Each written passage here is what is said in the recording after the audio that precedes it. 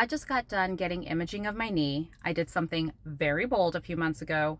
I sat down on a very low step and heard a pop. Yep, really. So I thought, this is a good time to bring up musculoskeletal syndrome of menopause. More than 70% of women going through menopause will experience musculoskeletal syndromes, and 1 in 4 will be disabled by them. The musculoskeletal syndrome of menopause is a term introduced to describe the constellation of bone, joint, muscle, and connective tissue changes driven by the decline and eventual loss of estrogen during the menopause transition. These aren't separate, unrelated problems. They're interconnected and they share a common root cause: estrogen deficiency. So estrogen has receptors throughout the musculoskeletal system. And in summary, when estrogen levels drop, bone density decreases, leading to osteoporosis. There's thinner articular cartilage.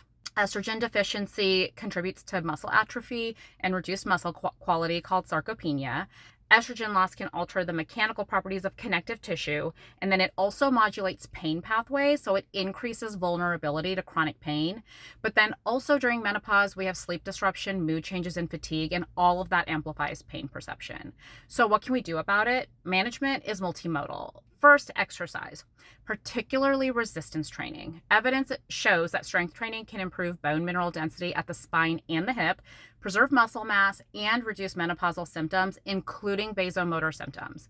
Guidelines from ACOG recommend at least 150 to 300 minutes per week of moderate intensity activity, including muscle strengthening exercises. Next, menopausal hormone therapy. It remains the most effective treatment for vasomotor symptoms, and it has been shown to prevent bone loss and fracture. It can also modestly improve joint pain.